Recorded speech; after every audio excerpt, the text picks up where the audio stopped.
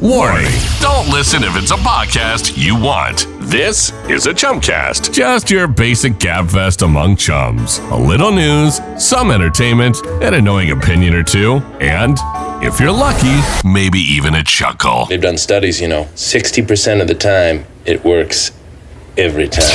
So it's time to buckle up. Whetstone Entertainment, in association with Is Chill Productions, presents Don't Listen, a basic Chumcast. And here are your hosts, Big Red and The Shebs. Remember, everyone, just don't be yourselves.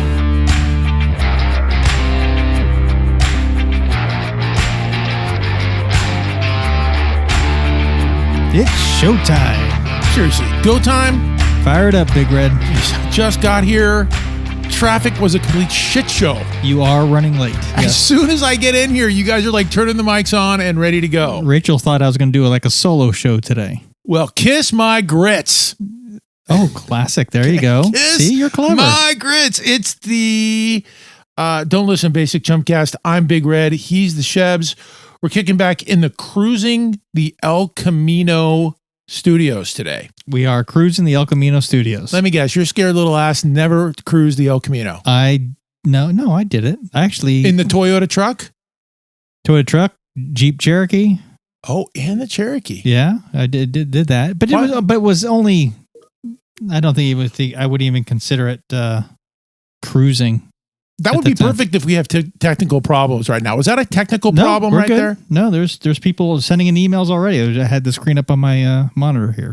So you weren't suffering from the mind virus back in the 80s when No, but my problem was I was I'd go out a lot I had a good group of friends, and we'd go out a lot in 7th and 8th grade, and we'd go one of the friends lived down by on El Camino. We went through the drive-thrus and shopping carts. And but who was driving? You're in the 7th and 8th grade. Who's driving? That's the whole point. Well, then we got picked up, and then we went cruising with some older people. Or yes. Your mom and dad. No, older people. So it was very funny. So I've got a good story. So I had to escape the house to do that too. I don't remember being legal to drive.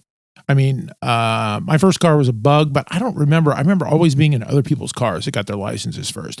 And I can remember literally going down the El Camino, and it was literally nuts. In the 80s, it was nuts. Like, people were standing up in the beds of trucks in the back. The music was blaring. The cholos were going up and down with their lowriders, right? And music was it was a scene. It was a real deal, right? And so much of a real deal that even me, I'm not the scared little fawn like you, but even I was a little bit intimidated and a little bit freaked out by that. Well, you have until you become a junior in high school. Yeah. It doesn't, it's kind of, you are the underclassmen out there on El Camino. So you guys who are, still with us, if you're listening to us, even though we're telling you don't listen, if you're listening, go to the website, don'tlistenchumcast.com, and share some of your memories. Cruising El Camino memories. The El Camino, because in the 80s. That officially is one of those old man memories, because that does not happen for 5 seconds today without everybody getting thrown in jail. No, I totally agree. But no, back in the day, remember, we didn't have, that's how you went and found people. You met people, you saw people. Yeah. It was the cruise. It wasn't like you got on a cell phone. Someone would call you at your house and say, "Hey, I'm going to be there in 10 minutes. We're doing the cruise." And it was literally... I'll be doing U-turns down by Baldwin Avenue. There you go. And it was literally bumper to bumper. Like bumper to bumper for like maybe 3 to 5 miles, and you just turn around. And there was always the groups that were going like 10 miles below the speed limit, right? You stay kind of in the right lane. You kind of cruise 10 miles a little slower than everybody else. And then you quickly moved over to the left lane to do your U-turns, and you got back in the right lane. You cruise slow. Yeah. No. So what did you think of the meeting this week when they started to say no dogs allowed in the studio and all that stuff? That was funny. Did you like my stand where I told them to go screw themselves? Yes. And do you like the fact that I brought Oliver, my dog, today? Yes, and it was a little, probably aggressive move on your part. I don't care. They're kids. But Evan's saying he can't cut if the dog barks, he can't cut it out. He's not going to cut it out. No, it's not going to happen. And I don't care. I think we should, embrace the dogs. I brought my dog today, and you see the I did see that. The sign here? Yep. No dogs allowed. has been covered up by beware Yes. of dogs. I did notice that. Yes. Yep. There you guys see. And all the Chinese air balloons have been removed. Yeah. Right. And that's because I think they're a little bit sensitive about that, because all of a sudden there's data. There's data now. Lots of data. They didn't talk about anything for a while. And now the news is back that, it's no big deal. The Chinese just got our military compound information. No big deal. They're listening to this show over in China, and they're going to be copying it. We are so bad. I think the Chinese are so smart, they're not listening. They're listening to us say don't listen, and they're not listening. Oh, that's even better. They're buddies with the Russians. They are very good buddies. Yes. The best thing about the Russians is they have hot women. Hot women. Hot women. The whole Eastern Europe. Yes. I have heard that. Yes. It's true. All right. What do we have? Let's see. Oh, let's thank these guys. Yeah, right. Love Whetstone. Thank you, Michael and Doug. You're still supporting us. Appreciate it. Whetstone Entertainment. The Israel Group. Evan, Marcio, Eric. Doing a great job. Ryan, Daniel, and of course, Big Red's favorite, Rachel. Hello, Rachel. Nice to see you. It is good to see you. Why? I don't understand why everybody's. You can just feel the tension, right? So what if I was a little bit late today, dude? We live in the Bay Area. The traffic here is shit. Yes, it's a Friday. Yes.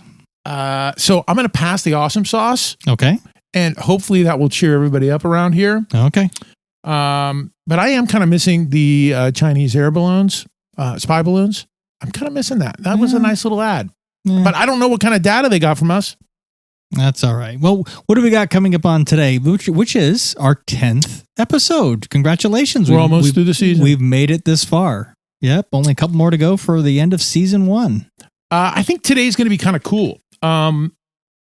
We have got our 80s segment, More Cowbell, where we're going to talk about Live Aid. Oh, love More Cowbell. Love Live Aid. Yep. And Crazy Town is all about Motley Crue. Oh, okay. Crazy. Dude. I don't even know if I believe half the stuff. Those Tommy Lee and Six, what's his name? It's all Nikki Sixx. Yeah, it's all true. All true. Every time they've got a book or a movie or something coming out, the stories ooze. Yeah, and Vince Neil wanted to challenge Axl Rose to a fight, like we're in 6th grade. I would have loved that. Interesting. I think Axl Rose is a pussy. Oh, really? And Vince Neil's too fat. He can't handle anything. Well, back in the day, though. Yeah, back in the day, I think that Axl Rose's anger might have carried him. That's what he always. Emotion. Yeah, and he's the guy jumping in the crowd and fighting people too. You know, I've seen those videos. So let's see if we got something on this day in history. On this day in history. So on this day in history is being brought to you today by Snips and Clips Hair Designers, and it was back in 1990 that Ryan White, who contracted AIDS through a blood transfusion, he died at age 18 on this day in 1990. He was diagnosed in 1984 when very little was known about how AIDS was spreading at that point. The funeral was a big deal. Michael Jackson, Elton John, and First Lady Barbara Bush all attended the funeral. Yeah, for a kid to be diagnosed with that and then to be so public about it, to bring awareness to the disease was just incredible. The kid was one of a kind. It was really the most. There was a lot of different. Obviously, you think of Freddie Mercury. There's a lot of impacts, but the first kid to really get, and we were just so spun at that point, right? In 1984, we were so spun about AIDS, especially being here in San Francisco. It's just like, when the coronavirus first came out, there was just this huge unknown what this was. And that was also true about AIDS back in the day.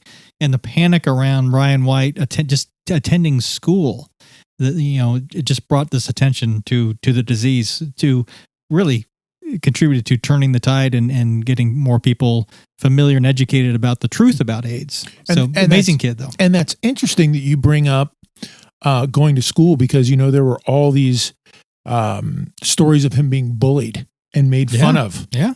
When he got the diagnosis, which is actually just cruel. Humanity still will amaze you every now and then with the negativity that they can produce.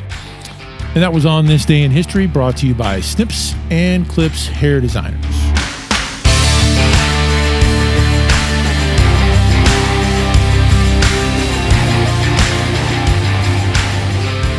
Time to unplug and run.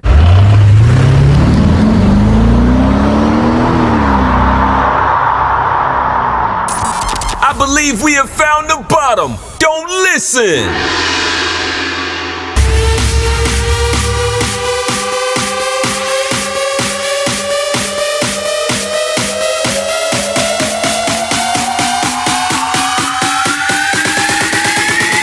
Three, two, one, jump!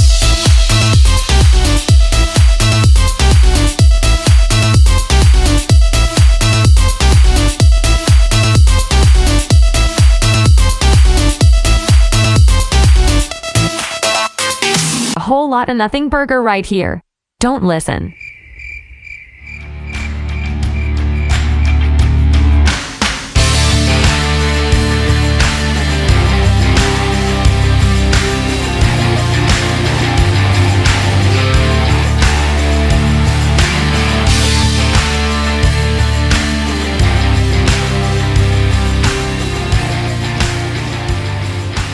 So we're back. It is the Don't Listen Basic Chumcast. I am Big Red. He is the Shebs. And I want to thank everybody for the reviews of the show, for a better or for worse. Thank you for taking the time out of your lives to give us a review. It means a lot to us. Great feedback. It's great quantity of feedback.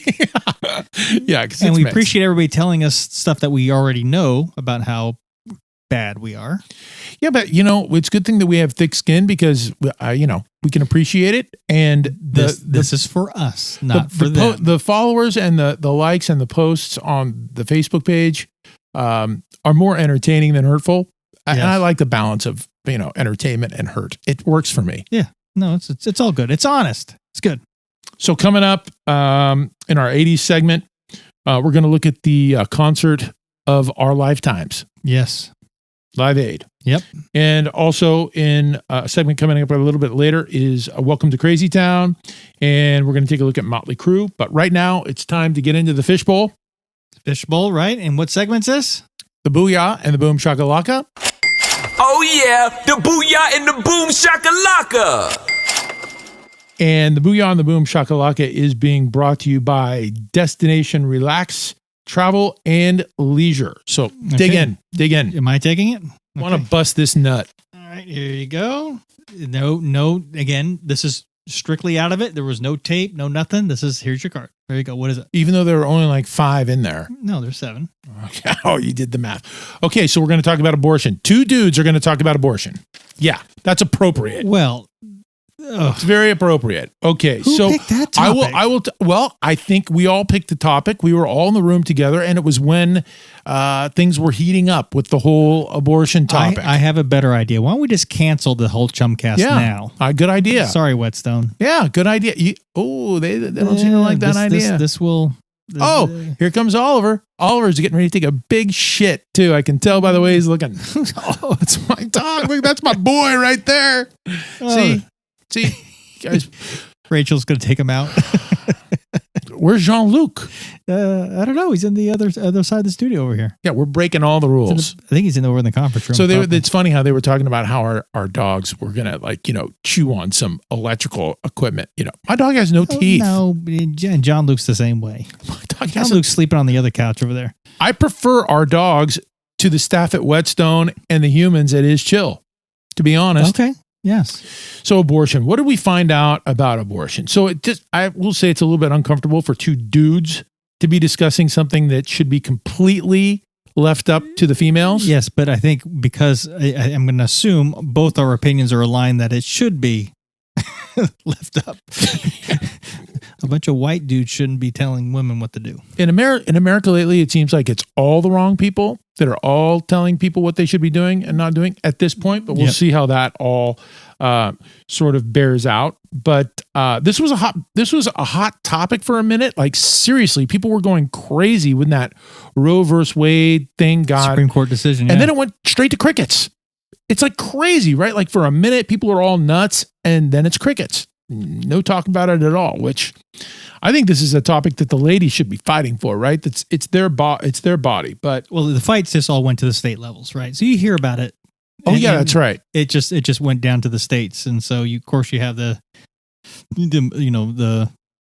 red states now are licking their chops and putting the restrictions in, where the blue states are keeping it wide open legal. Who gave these people the right to determine what we do with our bodies? Like, why would we ever allow a government body to say, here's what you can do to your own being, to your own consciousness? So that kind of baffles me a little bit. I think everybody should be able to smoke. If you want to smoke, you should be able to drink. It's your body. The one thing that you own in this life is your own body. You should be able to make those choices and do it. Your parents will make those choices for you up until a certain point, right? But when you become your own person, make your own choices, man. Yeah. I think there's, you could make some arguments about, well, if at some point, the care needed for you for those choices, will fall on somebody. And if you're not able to fall onto it, the state. So the state does have a vested interest at some level, but no, the old school freedom, the old Republican, right, is live and let die, just stay out of people's lives. But now they're, but except a couple things, they certainly would like to have their say. Yeah. So let's take a look at some abortion numbers. So the mid 80s were actually the peak of the number of abortions that were going on in America. From 85 until 95, there were 1.6 million abortions per year. That's from 85 to 95. And that's the highest it's ever been. 1.6. You think about that, that seems kind of like a lot, actually. Right. In 2020, now we take it to 2020, 930,000 abortions. Yeah, and that's always been the political argument that the frequency of abortions has drastically gone down over time. So the restrictions and stuff, you know what I mean? It's just one of those things that it's not happening as frequently as people think it is. This reminds me, I was interning at a television station in Wichita, Kansas. Oh, deep red. And just shitty, dude. Like shitty. Like, Wichita, that's impossible. Oh, great dude. city, great American city. Not a place I would send my worst enemy. But that summer that I was down there, they had all these people that were trying to blow up abortion clinics in that town. And I had never seen anything like that. I would drive by, I guess what was an abortion clinic, and there were like these people just everywhere. Right. Cops, the whole thing. And I was like, what is going on? Like, I didn't even care. At that point, I didn't even care what was going on. But 56% of all abortions are surgical, and 44% of them are done by pills. Okay. I didn't know that either. Okay. So believe it or not, we're two dudes who have no right to be talking about abortion. But once I got into the research, I was like, wow, they have a pill for that? So I didn't even know that. Okay. Right? So I'm learning something here. 1,600 abortion facilities in the United States and 800 clinics. Doesn't seem like enough. To me, that just doesn't seem like enough. Right. With the number, right? With nearly 1 million, that just doesn't seem like enough to me. 57% of women who have abortions are in their 20s. Those are some demographic breakdowns. 31% are in their 30s. 9% are just teenagers, and 4% are in their 40s. 85% are unmarried. 38% are Black. 33% white. 21% Hispanic, and 7% are others. Wow. Good info. But it's up to the woman. Yeah, I mean, You couldn't hold the dramatic pause. oh, was that intentional? It was an unsaid dramatic pause. Okay. I was testing you. We'll say it again. Okay, just go ahead. It's up to the woman. That was dramatic. Very nice. See how that just is a nice little ad? I can't get enough of the dramatic pause right now, but it's up to the woman. I think I'm with you. It's her body and it's her choice. I don't think I can really say that enough. These decisions, I think, are very complicated and they're very individualistic. But we cannot deny that the decisions that are made are going to have a profound mental and emotional impact that is probably going to last a lifetime for these women. Yeah, the women don't need women with their, doctors, with their families, whatever. They don't need the outsider politic pressure. Yeah. It's a tough one. They have enough. They have enough to deal with, and we're not even getting into. And especially if the abortions are being done for a medical reason. True. Right. We didn't even talk about that. Even harder. Right. Yeah, and there are. We're talking about the emotional and the mental drawbacks. I mean, I can't imagine having to carry that with you, an abortion for a lifetime, but there are physical ramifications as well. When they perform some of these abortions, things can happen in there, and women can be left without being able to give birth. They can do that kind of damage when they're in there. The videos that I saw that we got into for the late term abortions were horrendous. I mean, they have those on YouTube for anybody to look at. Sure. So that was kind of nightmarish. And I will be frank and upfront about that. Like a late term I'm just going to lay my opinion out there. Why not? But I would encourage people who question this or people who don't really understand, go to YouTube and check out these videos of these late term abortions, because there is no question that is a human being. That is a human being. I mean, they suck. I mean, it's a absolutely terrible, graphic, violent death for these late term abortions. Yeah, I don't think it's supposed to be a party. Yes. So I don't know how that can be remedied, but when I hear these politicians talking about late term abortions being okay, my mind goes to, okay, cool. Well, if it's rape or if it's, if there are some kind of circumstances there that fit, otherwise it's very, tough. Yes. No, it's a very. And if it's tough for us to talk about or for us to babble about, right? And for politicians to try and draw laws, we just have to take a moment to think about what the women are going through for the rest of their lives once they have to make these decisions. It's an onion issue. There's so many layers. Each, everybody's circumstances around this is so unique. And it's just hard. It's again, but when you look at the big picture, there's a generational change, right? So safe and legal is clearly on a population on the whole is the choice of Americans by far. Right. Yeah, of course. And it's the politics of, gerrymandering and that kind of stuff that keeps it's always kind of kept an artificial. Damn gerrymanders. It keeps an artificial representation, that is not in line with the country, but it just takes 10 years. It just has to work itself through. So, the new generations, as they become a much stronger voting bloc, will continue you'll see this kind of change over time. Well, it's so in kind of conclusion to this whole thing, it's all about the circumstances and the women's right to kind of choose. I don't think the government, look, this is just like an asshole, right? It's my opinion. Everyone's got one. But, I don't want the government making decisions like that for my body. I don't know how the women feel, but I don't want to trust this government in making decisions about my body.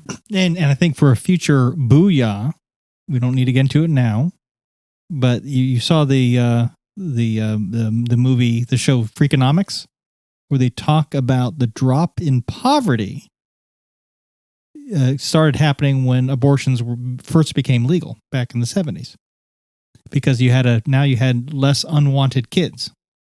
Oh, yeah. Crazy. The unwanted kids. Yeah. We didn't even get into that either. To poverty and that. So anyway, we will talk about that next time. In my dad's age, he was, 1932. He's an old man. But they called those kids throwaway kids. Yeah. Throwaway kids. So in conclusion, we just hope to stay out of these rough spots. basically you don't want to get yourself put into a situation where you have to make these decisions. But you have the choice, but you always are going to have to deal with ramifications. And sometimes those ramifications can last an entire lifetime. So I can't think of many other things in this world, decision-wise, that would be tougher to go through. I'm sure we'll get a variety of mail when it comes. So that was the Booyah and the Boom Shakalaka, and it was brought to you by our friends at Destination Relax, Travel, and Leisure.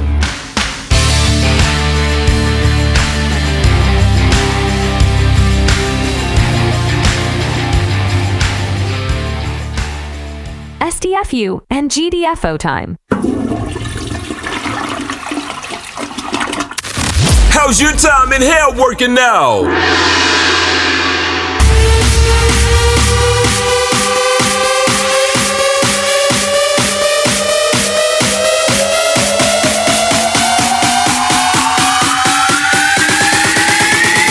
Three, two, one, jump!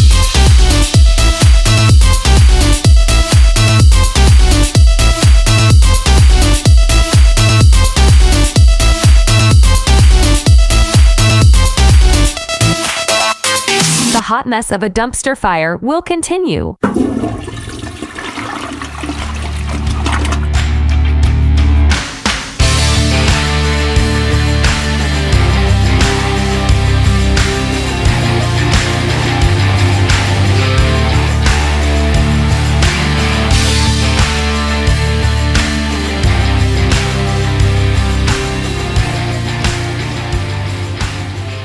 Country Road, Take me home. who's allergic to the awesome sauce around here? Rachel is. Too bad for her. She's having an off day. She didn't get any good prep time with you today. You were just so came in all flustered out of the traffic. Dude. Your flowing red locks are like all messed up. You kind of look like Kramer. Speak about a show about nothing. You kind of look like Kramer today. I don't need any additional pressure. There's a lot going on. And I didn't need any traffic today either. So I'm very happy to know that coming up here, Crazy Town, we're going to talk about Motley Crue. Oh, okay. So that's going to be kind of fun. But right now it's time to get into our 80s segment. More cowbell. More cowbell. Guess what? I got a fever, and the only prescription is more cowbell. And more cowbell is being brought to you today by Seventh Heaven Mattress Discounters. Boy, oh boy, what are we talking about? Oh, we are talking about Live Aid, the concert of a lifetime. Oh, yes. Talking about passing the awesome sauce. And I think the young Americans out here, the young folks, they learned about Live Aid from Bohemian Rhapsody. No way. Absolutely. No That way. really was the whole crux of the point they got to about Queen and the story with Freddie Mercury. And they played the vast majority of Queen's set, but I think a lot of people, the younger generation, learned a lot about Live Aid from that movie. Well, I can tell you one thing, that in the research room while we were going through this, they crushed it. Queen was But I think hands down, people thought was the best performance. like speechless. I think the only band, and when we were looking at all these clips, was Elton John. Elton John did a great job too. Mhm. But, honestly, the 1980s live music was friggin' off the hook. Right. It was really coming into its own. So let's take a look at some of the worldwide live music that was absolutely crushing it in the decade of the 80s before we get into Live Aid. Okay. So here's a look at the biggest money-making tours of the 1980s. And I'm going to go from big to, and we're going to work our way up to the biggest. Oh, okay. We're going up. Okay. Yep. Here we go. So before we get into all that, the Jackson's Victory Tour was during the 80s. Tina Turner, she had a huge tour.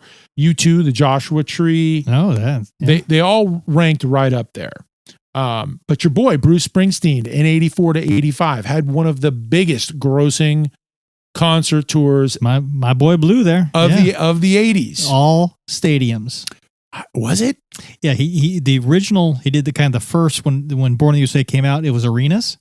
But then when he hit it again, all stadiums. And you saw that. You were I did. It was my first concert. Wow, pretty cool. Oakland Coliseum, yep. So my first one was at the Cow Palace, and it was the Power Station and OMD. Oh. But the Cow Palace, right? Indoor. Sure. Still I'm telling you, back when the Cow Palace had some cha-chang. Oh man, they were all playing there. Yeah, and they did not just bands, right? Van Halen played there, Yeah. But everybody played there. Political conventions went there. The big, Democrats and Republicans had their conventions and don't forget the Exotic Erotic. Oh, giddy up. I totally forgot about it. Okay, so Bowie in 87 came around with his Glass Spider tour. I think that was right before his first of many farewell tours. Yes. I passed on the Glass Spider, but I did see one of his at the Shoreline Amphitheater. This may have been it. Was he good? I mean, I never saw him. I saw a clip once when I was back in the day, and he was on a swing. Yeah, he brought it. He brought it. He really brought it. He had a backing vocals. He had, a whole brass section with him, and he's a showman. Yeah, so it wasn't my type of music, but it was packed. I'm sure it was very good. Yeah, it was packed at the Shoreline. So Rolling Stones, their Steel Wheels tour was in 89. Okay, that was a big one. Pink Floyd, Momentary Lapse of Reason from 87 to 89 without Roger Waters. This is David Gilmour's band. Okay. I saw this show at the Oakland Coliseum outdoor. Mm-hmm. And I'm not going to talk about the specific drugs that were going on at that show. Okay. But it was phenomenal. Okay. The biggest tour in the 80s was Michael Jackson Bad. Okay. From 87 to 89. That was the biggest moneymaker. Yeah. Talk about hitting it strong with the follow-up for Thriller, right? That came after Thriller, right? Yeah, I thought it was actually better than Thriller. Yeah, I mean, Thriller was so popular, and the quote the old sophomore jinx. Once you have a big one, you always have a flop, right? And that was always kind of you want to be starting something bad. Yeah. Dirty Diana. Yeah. So Michael Jackson. So that's a Michael Jackson I can't believe he's gone sometimes. Yeah. Sometimes he was such an impact on the 80s. Much like you say, Madonna was pretty much embodied the 80s. Michael Jackson's right there with her. Absolutely. But Live Aid was really in a class all by itself in 1985. It was the most watched TV special of all time. Yeah. Of all time. And Bob Geldof was a complete genius. He was so brilliant. He refused to release a video because he felt that the concert should be remembered as a once-in-a-lifetime event that people only got to see one time. Yeah. He didn't know anything about YouTube. Not back then, right? Yeah. And, this is happening at Wembley and in London, and it's also going on in Philadelphia. Right. 2 venues that kind of back to back, right? So one big show in 2 continents. Yeah, 16 hours. Like Queen really kind of stole the show. Sure. Freddie Mercury, what a front man. I mean, wow. I mean, the video that you look at of that, there's no concerts like that anymore. No, bringing the crowd with him on the... And it makes you wonder why the music industry hasn't galvanized together again for charity. Well, we are the world, and do they know it's Christmas time? But I don't know, right? Maybe the music industry feels like they kind of became the charity, right? Well, because they're getting ripped off by Ticketmaster. They're getting ripped off by it's a different world. I mean, everybody. They probably followed it up, right, with the Freddie Mercury tribute concert. Was probably the similar. It was just in Wembley, but it was for charity, and but yeah, nothing that I can recall right now since then. You did the Philly side of this. What did you like about Philly? I didn't like the Philly side as much because it looked like what? Garbage. Philly's the dump. Yeah, it's the stadium. It was all open. It was really hot that day. It just looked like you kind of felt like you were uncomfortable in the heat. Even though you were sitting at home, it just wasn't. It was okay, but it just the Wembley really felt like that was the heartbeat. Yeah, oh yeah, you know? Yeah. I know that the lineup in Philly was pretty amazing. It was. I saw some clips of Bryan Adams. There was a whole bunch of them that I can't think of right now. Simple Minds was Simple Minds. I don't know if that was Wembley. They're UK guys. Didn't Madonna go? Madonna did. Oh yeah, Madonna was Philly. Yeah. One of my band, Tears for Fears, refused to do it because there was only 1 hour. They only got 1 hour to rehearse. Oh no! Talk about what a horrible career decision, right? They were so big headed that they were like, "Oh, we're only going to get 1 hour to rehearse," but that killed Led Zeppelin. Led Zeppelin only had an hour to rehearse, and they sucked balls, and they blamed Phil Collins. That's right. They didn't have they used Phil Collins as the drummer, and they say it just didn't quite. Well, if you check the video on YouTube, Phil Collins looks like he's just completely out of it, and he's this worldwide renowned, global, awesome drummer. In fairness to Phil Collins, he had a plane to catch. He was catching the Concorde to go to Philly, so he wasn't into it. I don't know how that worked out, but tickets were $35. Oh, okay. Yeah, and I think the Depeche Mode is playing in San Jose, and so you're talking about like 65-year-old Skeletors. Those tickets were like $350 a pop. Live Aid in 1985 was $35. Boy, I tell you. But they were hoping for donations. They wanted to fill the stadiums up and get the donations to fly on in.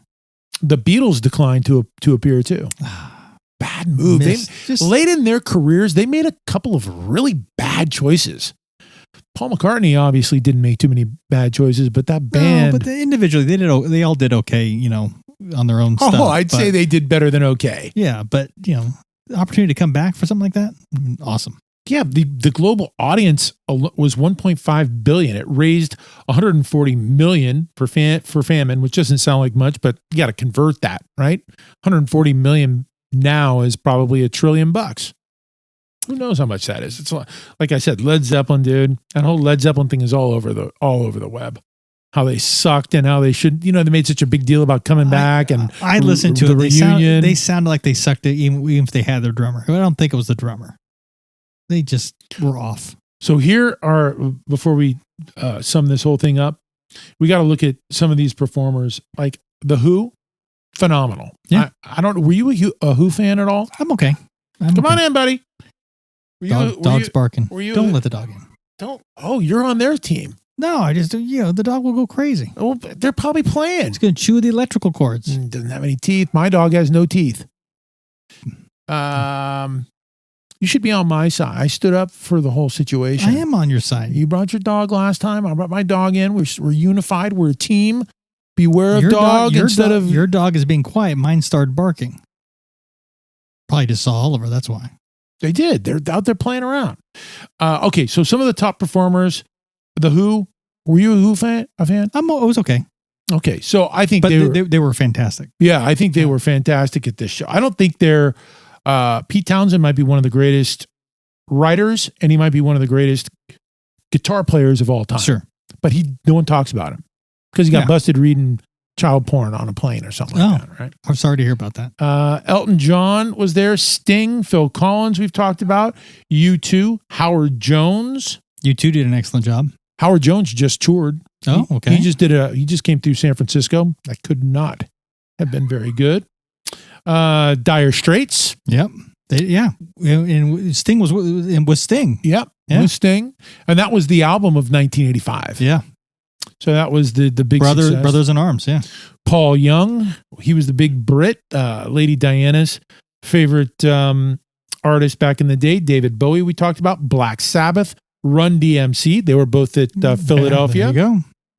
REO Speedwagon, who I think were also very underrated. They're very good live. Yep. Wow. Musicians, really, really great musicians. Good. No, they're good. Crosby, Stills and Nash, Judas Priest, the Beach Boys, Bryan Adams, Simple Minds were in Philadelphia. Yeah.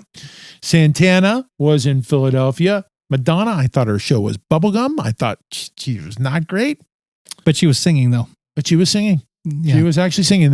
I don't believe It's not the Spears lip sync. No lip sync going on there. The Cars, Tom Petty, Neil Young, the Thompson Twins, who we don't talk about enough. The Thompson Twins. We talk about them plenty. I don't know. We don't need to go to the Thompson Twins. I don't know. They were one of my first bands that I really liked. Eric Clapton, Duran Duran, Bob Dylan, and the list goes on for days. But the bottom line, the reason why we did this. I mean, you could have gone to that show and probably saw every band that you would ever want to see in a lifetime. That's just such a unique opportunity. Yeah. Yeah. And, we got to live through the greatest live music show in the greatest decade of all time. And we still survived. Yep. Totally agree. And that was our segment that we like to call More Cowbell. Yeah. My favorite segment, More Cowbell, because I got a fever. It's a look back. It's a look back at the decade, the greatest decade ever, the 1980s. And it was brought to you today by Seventh Heaven Mattress Discounters. Halftime!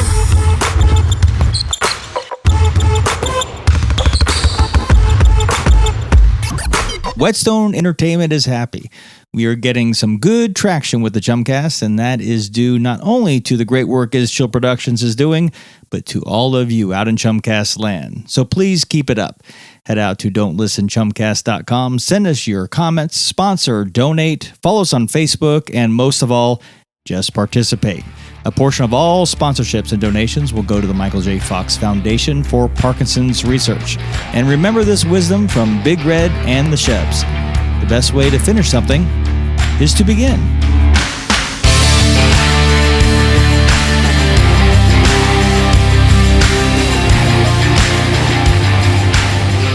The Don't Listen Basic Chumcast. This mind virus is no joke.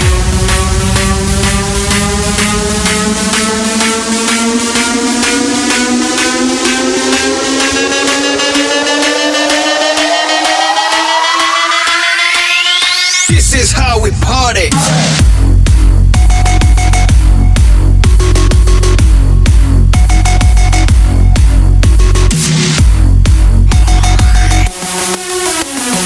Nothing, but a whole lot of nothing burger right here. Don't listen.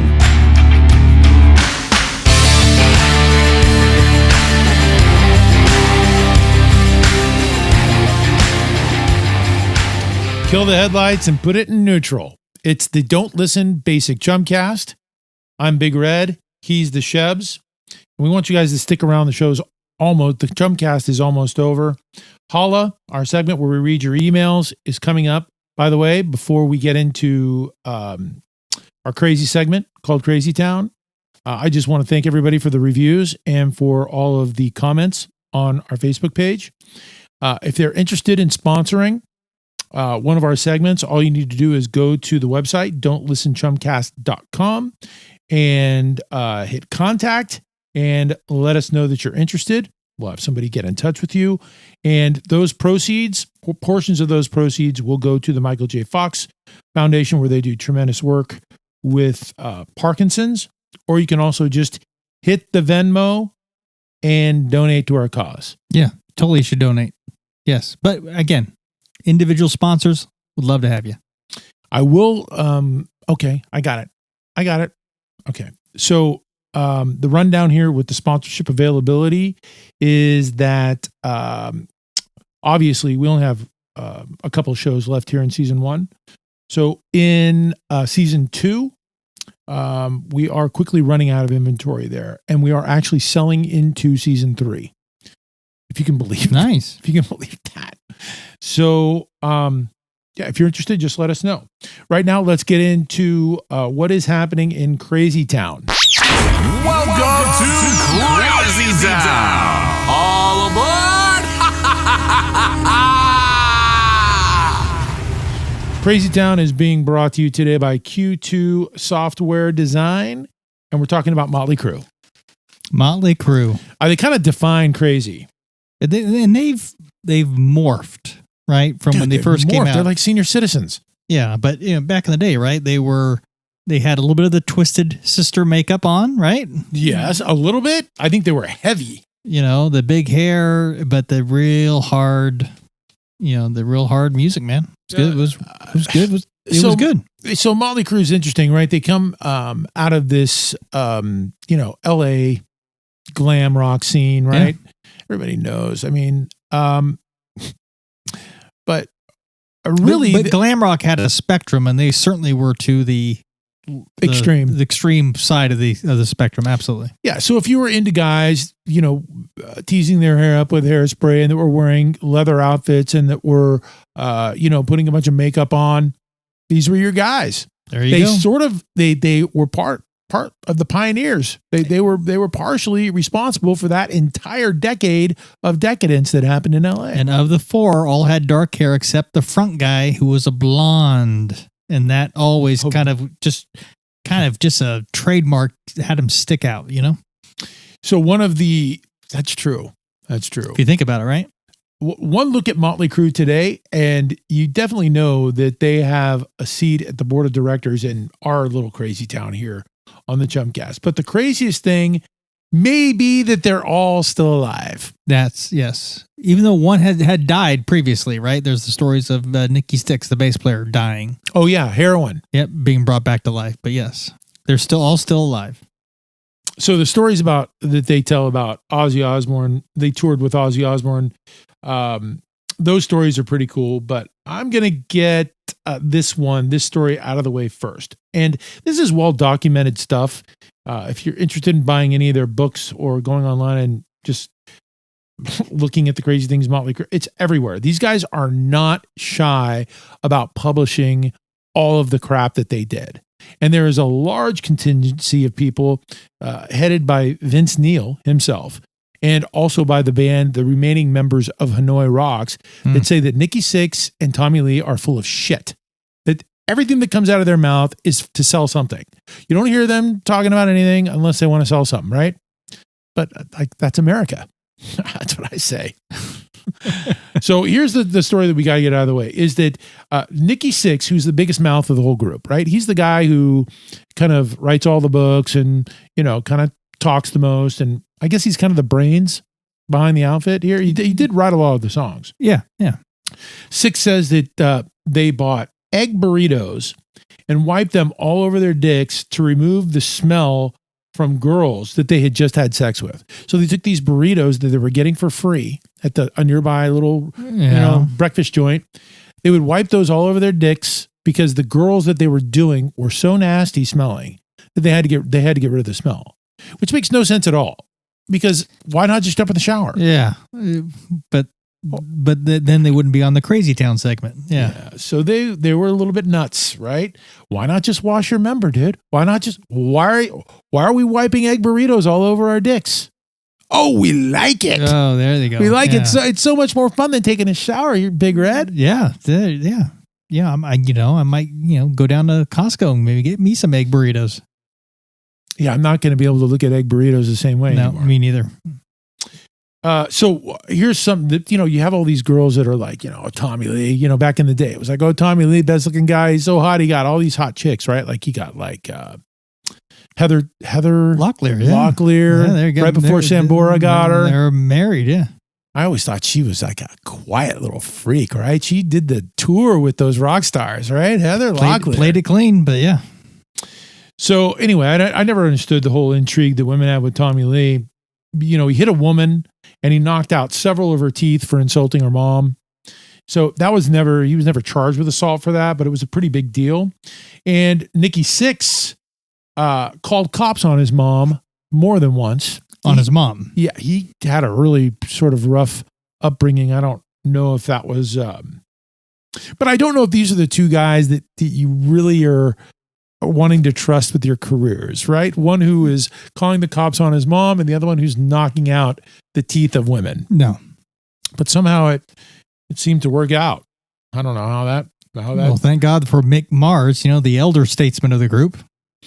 But it is what it is. You either believe Mick, boy, dude, he looks terrible, worn out, dude. This is almost as good as Madonna. Looks like Elvira at 80. Yeah, he's a good guitar player, though. I'll give him that. That's again, you can't discount him on Motley Crue's success. Was a lot from his guitar playing, and I would say a lot. Yeah, his guitar play was great, and I would say a lot of their success is based on their own publicity machine. Yes, right. It is what it is. I think that these guys needed fame worse than any other 80s band. Yeah. I really think they needed it, right? Needy people. If when we die, there's a needy part of heaven and hell, Motley Crue is going to be running it. Okay. I think they needed it. You know, you have to need fame in order to motivate yourself to be able to do that. And these guys, they never shut up. They still don't shut up. Tommy Lee is still posting his dick on social media. There you go. At 60 something years old. Well, it's that impressive. You know, and then, by the way, that would be a big egg burrito if needed. You know, he needs, you know, by the way, just so you know. Speaking of Lee, according to Lee, he slept with some nasty, huge, fat, redheaded chick. He has to mention the redhead and he has to mention the fatness. Two things you're going to jail for today. Sure. You can't discriminate against redheads and you cannot discriminate against the fat person. I can feel your sensitivity there, Red. So he's like saying he slept with a nasty, fat, overweight, redhead, he should definitely be going to jail for that. I'm very offended. Just to drive her Jaguar. She couldn't fit through the window of their apartment. That's how big she was. So she was so big, she couldn't get through the window, but he dragged her in, had sex with her just so he could drive her Jaguar. Well, that's impressive. That's impressive. Okay. Are we taking note here that there's very little storytelling coming from Vince Neil yes. and Mick Mars? Yes. Well, Mick, he had to go and spent a lot of time at the Social Security office filing for Social Security benefits. So he did. Yeah, he's. I think he's pretty well set. I think he's 30 years older than everybody. He'll be. Yeah, I don't know. I kind of feel like he was a victim. I didn't read anything about him, but I kind of feel like he was a victim. Like he was probably sitting around going, "Oh my God, am I still dealing with these guys? Am I still dealing with the drama?" Like Motley Crue never stopped bringing the drama. He was a confident guitar player. Oh yeah, I think, and that was he knew he was good, and that was in the era of featuring a guitar solo. Yes. So again, more from Nikki Sixx and from Tommy Lee. More stories about not taking a shower, and Sixx tells the story of being so smelly. So his genitalia was so gross, was so smelly, that a girl is giving him a blowjob and she throws up, she spews spaghetti all over him. Oh, good God. Yeah.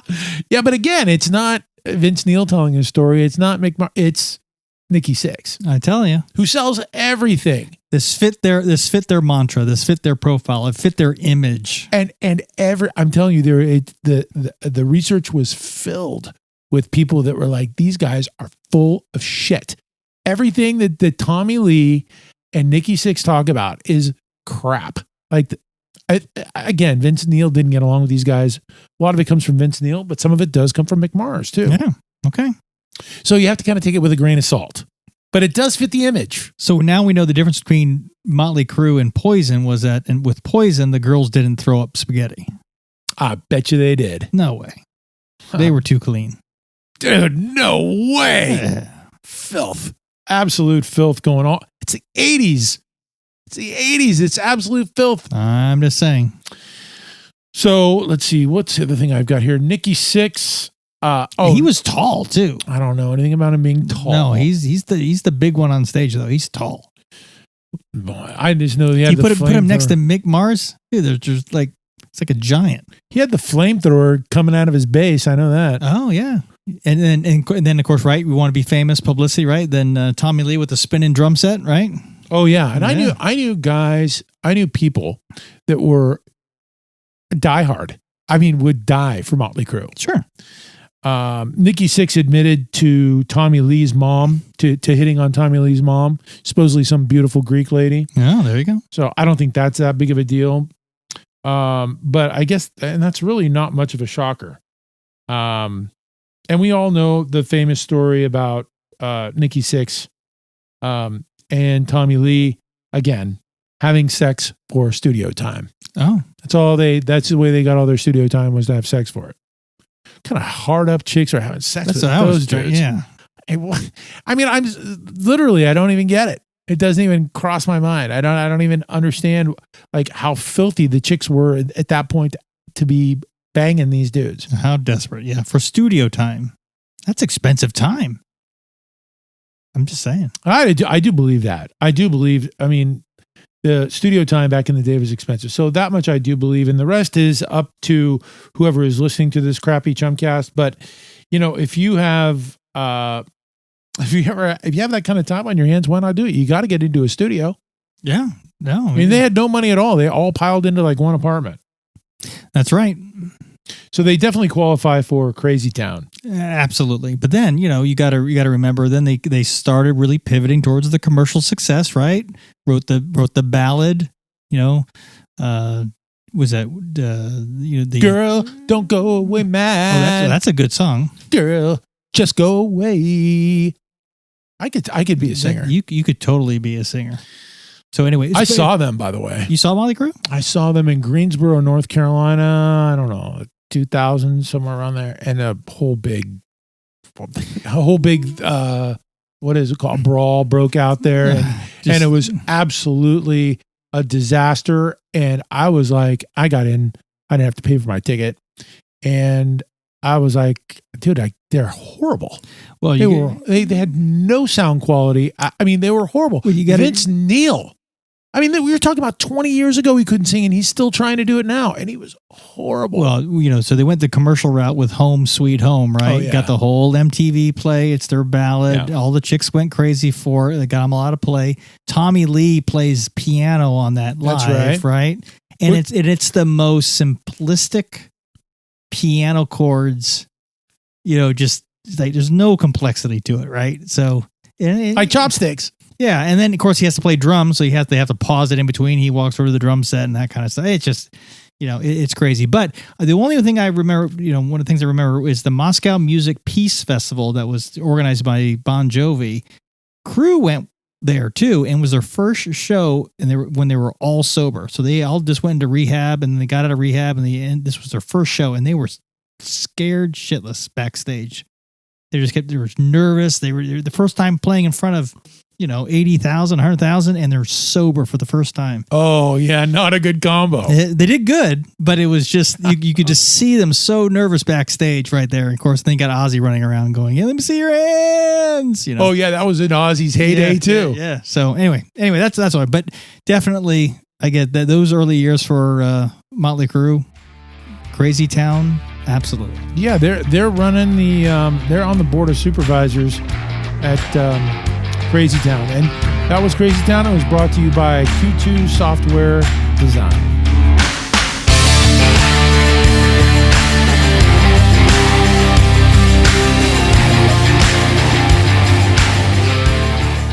Don't listen, chumcast.com. Check yourself before you wreck yourself.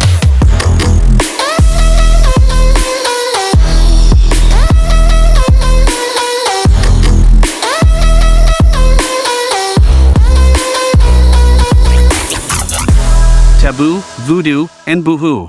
Don't fucking listen.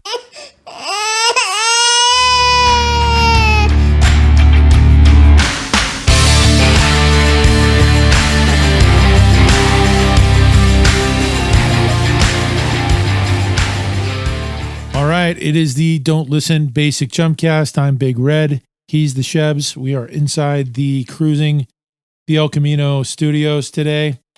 Those are some great memories. But enough of that. It's time to get crazy. Let's get into the emails. Let's get into some holla. Holla is being brought to you today by Roof Kings. And I'll tell you, Shebs, I think one of the best shows that we did this season was Herpes. People went kind of nuts on the whole virus thing. Maybe that's because of the coronavirus. I don't know, but we talked about, one of the main themes that I talked about was like, I should be able to sue these people.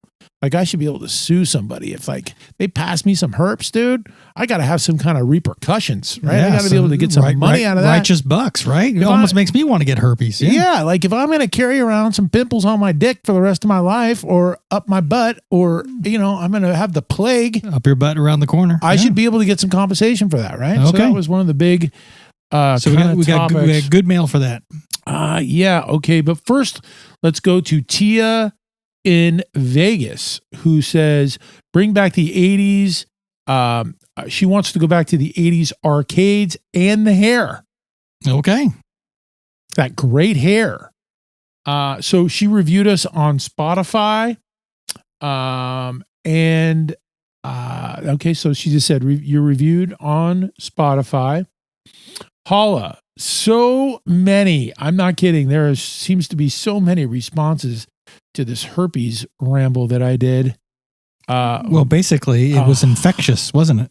That was the only like real hot, I mean, we did abortion today, but herpes was really the only borderline controversial anything. Well, you were very open and honest with your bachelor experience. Yeah, I was not very happy. Jay in Bethesda, Maryland writes, I have family in Bethesda. I think this might be my friend Jay in Bethesda. Really? Knowingly passing AIDS, herpes, chlamydia, and gonorrhea. That sounds like all of my children. Yeah. Those are all my... Or your pet names. All my pet names. That's it. It's illegal in all 50 states. The passers can be charged in civil courts. Oh, there you go. Moneymaker. Cha-ching. Facts. So only sleep with rich people, because if they pass something to you, you can get some cash. That's what it's all about in the end anyway. Yeah, there you go. Pam, so glad you spoke about herpes, which is once again quite prevalent in our society. More than ever. Okay. Great points, Big Red. Disclose. By the way, I'm a lawyer. Oh, shit. Is that Pan's a lawyer? Pam is a lawyer. Wait, did you say... Is that your mom, Pam? Did you say Pan or Pam? I said like the spray, Pam. Like the nonstick spray, Pam. So she's a lawyer. How do you spell it? P-A... There's a D on the end. P-A-M. Two M's. That was the confusion. Sorry. Dude, she's a lawyer. By the way, I'm a lawyer, have firsthand knowledge of winning herpes cases. Oh. Victims sued for bodily injury. More common cases of first-degree assault. Wow. First-degree assault. I've been assaulted. Yes, you have. I love that. I can play the victim pretty good. Yeah. Thanks for sharing your story, Big Red, and I will continue to listen, follow. Excellent stuff, guys. Nice. Thank you, Pand. Mark from NYC writes, check the Venmo and know that Richard Dawson was the best game show host ever. There you go. I liked Richard Dawson too. Yes. Good one. Okay, that concludes the show. That was Holla. Thank you. And it was brought to you by Roof Kings. So thanks for listening. Again, I want to remind you guys that if you would follow and like us on Facebook, that would be great. If you would subscribe to our YouTube channel, that would be awesome. What else do we have here? YouTube, Facebook. What am I missing? Well, a whole bunch, but Rachel's saying wrap it up. YouTube, Facebook. Oh, yeah. And if you would like to sponsor the show. Oh, yeah. Contact us at don'tlistenchumcast.com. And you can also take a look at our Power Poll. I'm sure we'll have a new thing going with Power Poll soon. But in the meantime, we will catch you the next time. And if you're overwhelmed or depressed, don't do it. Call the Suicide Prevention Hotline at 866-903-3787. And remember that everything we want is on the other side of fear. Bye, Felicia. Don't listen. A Basic Chumcast has been an exclusive presentation of Whetstone Entertainment in association with Is Chill Productions. Subscribe, follow, like, and share us while on your favorite social media hangouts and our YouTube channel. We're not into begging, but if you like us, review us and support us by continuing to check us out on your favorite podcast platforms. Find more fun and hit us with your feedback at don'tlistenchumcast.com. Yeah, that's fantastic.